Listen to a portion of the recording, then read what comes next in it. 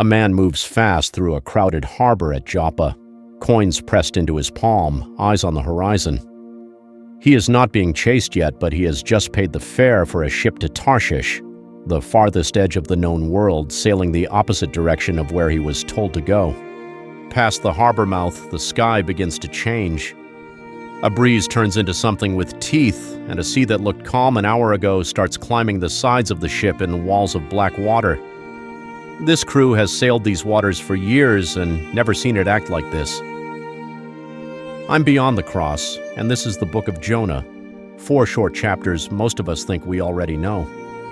We picture a big fish and call it a children's story, but underneath is one of the most honest pictures in Scripture of how far grace will travel to catch someone, starting when the Lord tells Jonah to go to Nineveh, that great city, and cry out against it. Nineveh was the capital of Assyria, Israel's most feared enemy. God was sending Jonah to offer them a way out. Instead, verse 3 tells us he got up to flee toward Tarshish, away from the presence of the Lord. Jonah boarded his ship and went below deck, putting distance between himself and that assignment.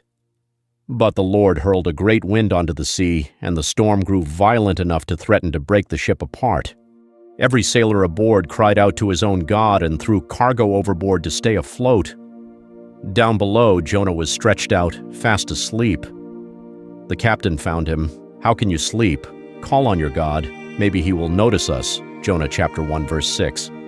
With the storm still raging, the sailors decided someone aboard had brought this disaster on them, so they cast lots to find out who.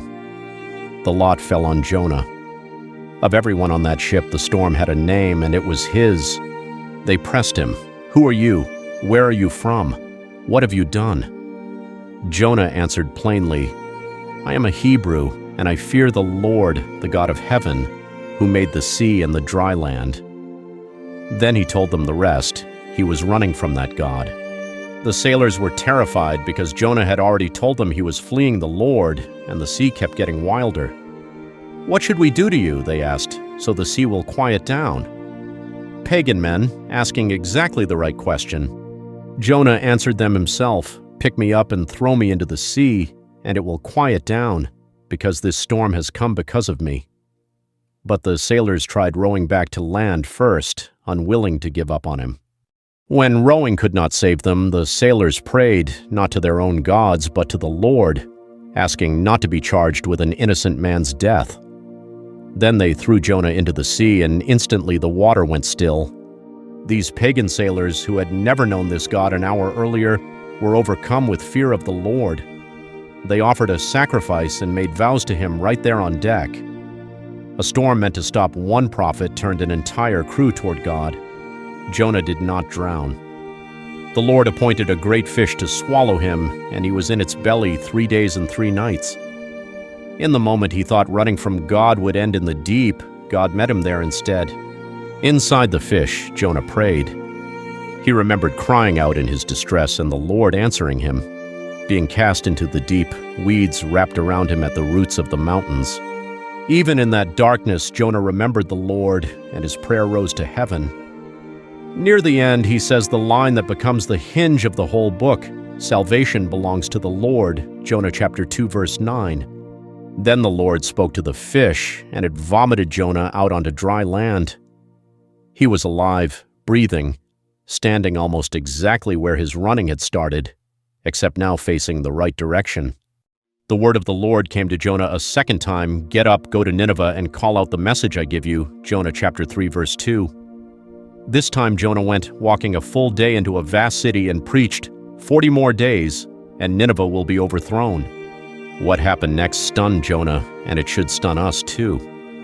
The people of Nineveh believed God, proclaimed a fast, and everyone, from the greatest to the least, put on sackcloth. Even the king rose from his throne and sat down in ashes. The king decreed that everyone should call out to God and turn from their evil ways and violence. God saw that they turned from evil, and God relented. He did not bring the destruction he had said he would. You would expect the prophet to celebrate. Instead, this displeased Jonah exceedingly. He prayed, "Lord, isn't this what I said would happen at home? This is why I ran to Tarshish, because I knew you are gracious and merciful, slow to anger, abounding in steadfast love. Jonah went outside the city, built a small shelter, and sat down to watch, still hoping judgment might fall after all. God appointed a plant to grow over him for shade, and he was exceedingly glad about it. But God also appointed a worm, and by morning it had attacked the plant until it withered. Then came a scorching wind and a relentless sun on Jonah's head, until he grew faint and wished to die. God asked him gently, "Do you do well to be angry about the plant?" And Jonah said yes, angry enough to die. Then comes the line the whole book has been building toward. "You pity the plant you did not grow. Should not I pity Nineveh, a city of more than 120,000 people?"